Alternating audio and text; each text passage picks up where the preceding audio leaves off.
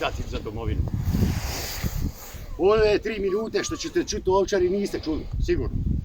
Jer od 7 osoba koje je preživjelo u Ovčaru, samo 3 nisu dali izjave u javnim medijima. Te 3 osobe su moji prijatelji, kućni prijatelji i školski prijatelji. Sudionici bitke za Vukovar i danas osobe koje su samo zatajne. Prva osoba od tih je čika Stjepan Gunčević, financijski direktor Vukovarske bolnice. Njega je spasio jedan četnik koji mu je bio komšija sa Ovčare. Za njega je garantirao. Čika Stjepan je pričao da to kao medicinski djelatnik, intelektualac, nije u najgorim filmovima vidio kako su kosti pucali i kako su se ljudi ubijali. Druga osoba je Pavo Blažević koji je radio ovdje na poljoprivrednom dobru Vupika, Vukovar, Ovčara, a u kumstvu je bio sa jednim Srbinom, Milanom, preko djece. I sazna taj Srbin Milan, pošto su tu živjeli na Ovčari, i on i Pavo sa svojim obiteljima, da je i on unutar hangara. I on dolazi kod četničkog vojvode i kaže, ovo je moj, ja ću ga riješiti. Kaže, vodi ga i ubi ga. I on ga iz hangara odvede do tih kućica gdje su živjeli, da mu bocu vode, 2 narecka i kruha kilu i kaže, kume, krovište ga je sakrio, ne mrdaj odavdje, jer ovi će svi biti poubijani.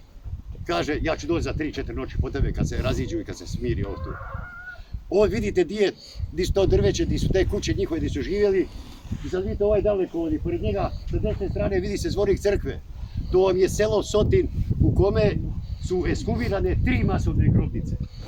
Selo Sotin leži na obali Dunava i taj Srbin toliko je bio pametan, inteligentan, da je njega 4. noć došao pod njega i ovdje preko Atara i kukuruza odveo do Sotina, u Sotin obio čamac, veslo, bez motora, preveslo preko u Srbiju, jer Dunav je tu odmah pored Sotina, to je granica, 1,5 km odavdje je Srbija.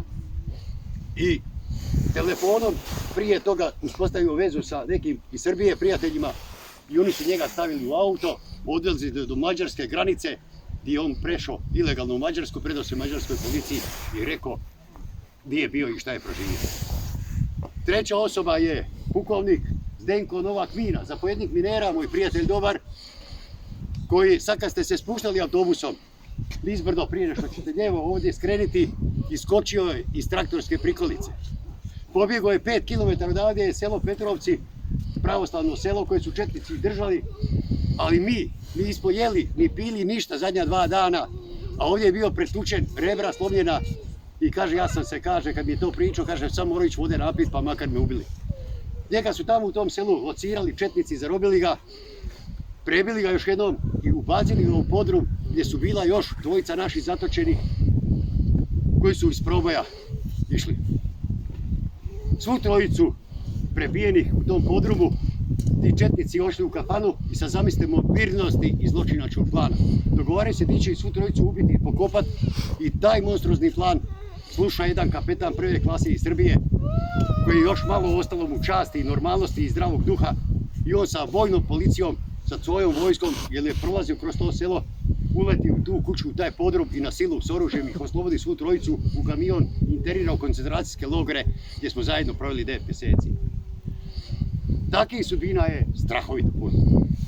Ovakvih masovnih grobnica kao što je ova, ukupno imate 48 na području Vukovarsko-srijemske županije, a 24 na području grada Vukovara. Probajte zamisliti kakav je to sveobuhvatni zločinački plan da se tu egzekuciji izvrši. Kako kreće Ovčara? Na sljedeći način, di se 18. i prije 18. ali 18. kad je već Vukovar uzet u njihove ruke, interniraju ukupno 11.500 ljudi, građana grada Vukovara, svi nacionalnih skupina, bilo ih je 29 nacionalnosti i sprovode ih, interniraju najveći koncentracijski logor u Republici Hrvatskoj u Domovinskom obrambenom ratu. To je velepromet na dijelu sajmišta Vukovar, gdje je u obiđenoj žici 2,5 hektara nalazi se 8 hangara u Limu i 5 hangara u Bloku. Tu je još i stolarija bila 70 metara sa svim tim alatima za proizvodnju drvene stolarije i tu oni vrše duplu selekciju. Prva selekcija ide od tih 11.500 ljudi na žene i djecu, na muškarce. Druga selekcija na pravoslavce i na sve ostale.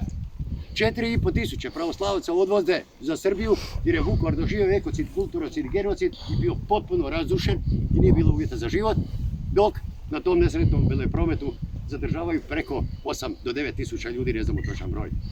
Tada počinje strahovit zločin, najveći u Republici Hrvatskoj, gdje u 3 dana i 3 noći krvavoga, četničkoga, pijanoga pira, četnici u 3 dana, 3 noći ubijaju 750 ljudi.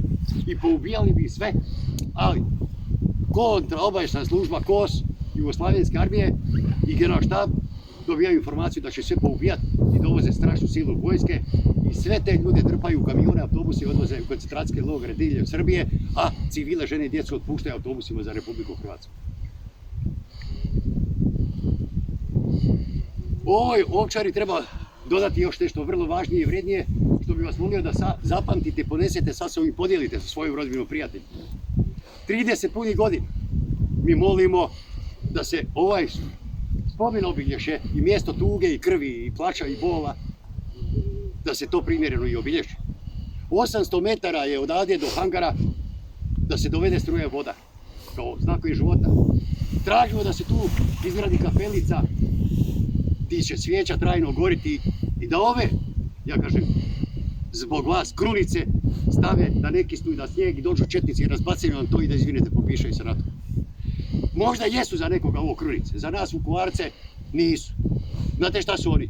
Kao što ste vi došli i svijeću zapali i stavili krunicu, došli se pomoliti ovdje i prekrižiti, dati čast, vi ste ova krunica.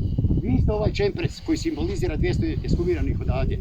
I dok vi živite, kako mi iz 204. Vukovarske brigade kažemo, naša Republika Hrvatska je sigurna, jer dok god se žrtva štuje, bit će i naše domovine. I ona nije bila uzaludna.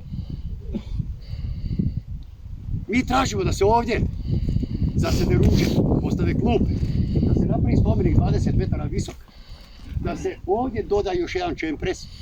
Jer pazite, ovdje je ubijeno 12 nacionalnih skupina, uključujući 3 Srbina, 2 žene, jedna od njih trudna u 6. mjesecu, moja prijateljica Rušica Markobašić. 200 je ekshumirani, ali šta je sa bebom u 6 mjeseci? Mi postavljaju njima pitanje, idiotima gore. Dajte više 201. stavite čempres ovdje, jer beba u 6 mjeseci je živo biće. Tražimo da se ovdje u konačnici i stavi koplje 30 metarsko na kome će se vijoriti hrvatski državni stijeg, jer ove su žrtve pale za domovinu. Nisu stradale u željezničkoj prometnoj nezgodi i ne možemo ih tako politički obeščastiti. Zašto se ovdje pali svijeće i drži predavanje? Ne tamo na spomeniku. Tamo političari dođu i onda glumate i ne znaju se ni prekrižiti, a kamoli u svojoj glavi nisu sposobni ni izgovoriti časno i od srca i od duše molitvu, bar da kažu laka vam hrvatska gruda. Da bi znali ko vam je govorio, ja sam pukovnik Petar Jajić Tromblon, sudbina, mi smo se danas u 16 i 15 predali, Arkanu i ekipu. 87 nas izručeni smo crnogorskim četnicima, potrpani u jedan autobus i 2 kamiona. Odveli su nas, internirali u selo Veru između Vukovara i Osijeka. To vam je jedino crnogorsko selo. Ja kao viši časnik oružanih snaga ponosan sam, kao i Blago Zadro pokojni, kao Marko Babić sad pokojni. Mi smo svi u svojim postrojbama imali i pravoslavce, na čega smo ponosni. To su ljudi koji su 1990. i 1991. godine rekli da Vukovar nikad nije bio Srbija i da neće i ne smije biti Srbija. To su ljudi bili sa sviješću. Nas, 87-oricu, dovoze u to selo, 3 sata ujutro, iskipavaju nas, čućete za Ovčaru kako išao tijek zločina i bacaju nas na zemlju. Ubije nas jednog ko jednog, niko od nas metak nije dobio. Ja tom četničkoj ovdje kažem, ovdje nas ubijate, ja imam prijatelja, kaže ko bi nas? Ja kažem, ja da Rakočević. Ako imaš vezu, tvornica Borovo, ja sam dao zapoj da se skinu čizme, uniforme koji ne ide u proboj, a vi koji ste pravoslavci samo recite da se vaš će izdvojiti i tišina, ne govori da ste pucali za nas. Tako su dečki napravili, ostali živi, hvala Bogu. Kada se izašli iz koncentracijskog logora, svi smo bili prepolovljeni u kilaži, isječeni noževima, borbašine, slomljena kičma, rebra, da vam ne nabrajam šta su nam radili. 39 kila i 820 grama sam ja imao. 29 operacija, ja sam istukao 29 tenkova. Slučaj Purda, dobro ga se sjećate, Purda je bio moj vojnik. Ja sam odgovarao za ratni zločin i dobio sam taj procesni sud. Skoro sam u zatvoru završio i 4 djece imao. Kakav je bio tijek njihove kuće, o mojoj sudbini i sudbine. Od 87 preživio je Pavo Crnjac iz Bora naselja, on je porijeklom sa Širokog Brijega, bio je vojnik od Blage Zadre. Marko Plečković, bio moj vojnik, on je umro prije 9 godina. Samo smo još dvojica živi, a 84 bojovnika dan danas nisu nađena, jer oni šute. Nek nam jave samo inkognito da ih iskopamo, jer više nas ne zanima ni njihova dvorstva koji država nije za 20 godina sudila, neće ih više ni suditi. Ali nas kosti zanimaju. Nakon pada Vukovarske bolnice, 20. ujutru, četnici sprovode 6 autobusa, prvo do vojarne, Kradovice. I tada u vojarni ubijaju preko 20 ljudi, jednog po jednog izvlačeći iz autobusa.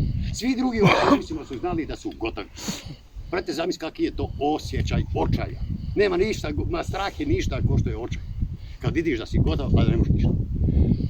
Tada autobusi, nakon ta 3 sata, prvu ovu turu u vojarni što su ubili, dovoze autobuse tu. Dobro znate iz medija šta se s njima dogodilo. Unutar hangara i van hangara, tamo, ne ovdje, ubijeno je preko 20 ljudi. Njih su potrpali mrtve i pobacali u ovu grobnicu. Tad kreće ture. Tura traje od hangara do ovoga drveta gdje ste sad prošli, to se zove mjesto iskopavanja. Jer je grobnica bila otkopana, bilo je kišno, jako vrijeme, loše i tu su stavili 4